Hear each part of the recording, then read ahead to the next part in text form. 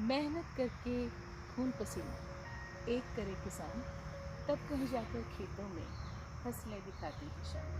जी हाँ, आप समझ ही गए होंगे, हम बात कर रहे हैं नागार्जुन द्वारा लिखित कविता फसल की। तो आइए पढ़ते हैं कविता फसल।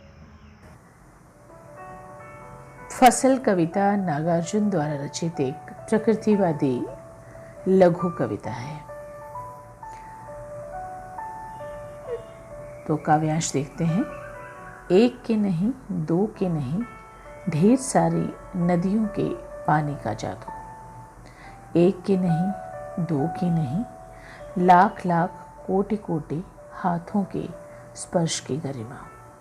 एक की नहीं, दो की नहीं, हजार हजार खेतों की मिट्टी का गुणधर्म। अब यहाँ जादू, प्रभाव, कोटि, करोड़, स्पर्श का अर्थ है छूना और गरिमा का अर्थ है गौरव और महत्व।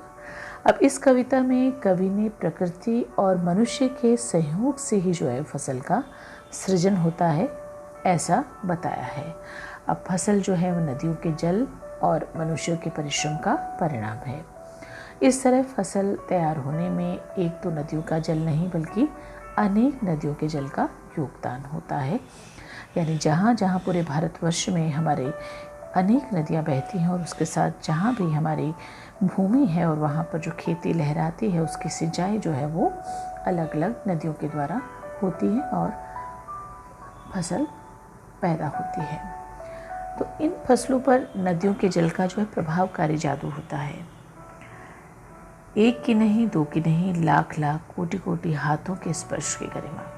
अब यहाँ पर इसी तरह फसलें जो हैं वो एक दो मनुष्य के परिश्रम का परिणाम नहीं होती हैं, अभी तो लाखों करोड़ों मनुष्यों के हाथों के परिश्रम का परिणाम होती हैं। तभी जाके कहीं फसल जो है वो लहराती है।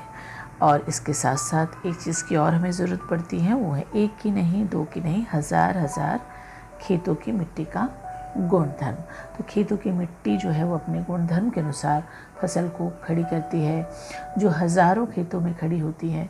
और इस तरह फसल नदियों के पानी, मनुष्य के परिश्रम और धरती के गुणधर्म से सम्मिलित सहयोग का ही परिणाम है। अगर इनमें से किसी एक चीज़ का भी अभाव हो जाएगा तो फसल अपने अस्तित्व में नहीं आ सकेगी। अब इसका दूसरा काव्यांश देख लेते हैं।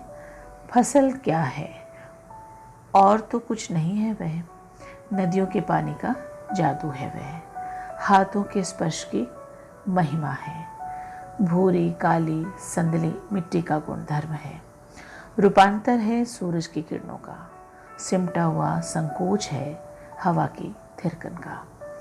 अब महिमा का अर्थ है महत्व, संदली चंदन के रंग वाली होती है और रूपांतर परिवर्तित, थिरकन यानी थिरकना और लहलहाना। तो जैसा कि हमने देखा कि फसलों को उपजाने में जो है कई चीज़ों की ज़रूरत पड़ती है, तो इसमें फसल का महत्व जो है नदियों के पानी, कृषकों के परिश्रम और धरती के गुणधर्म पर तो निर्भर करता ही है ना। और इसके साथ साथ जो है वो फसल नदियों के जल के प्रभाव का परिणाम है, कृषक के हाथों के स्पर्श का परिणाम है, धरती की मिट्टी के कणों में विद्यमान जो काली है, भूरी है, संदली मिट्टी है, उनके गुणधर्म का परिणाम है। और इसके अतिरिक्त एक चीज़ और इसमें जो परम आवश्यक है वो है सूरज की किरणों का रूपांतर। यानी जैसे कि आपने जो है विज्ञान में पढ़ा होगा, साइंस में पढ़ा होगा, जो फोटोसिंथेसिस है उस प्रक्रिया के द्वारा जो पत्तियां हैं वो अपना भोजन बनाती हैं। तो सूरज के अभाव में ये बिल्कुल भी संभव नहीं है।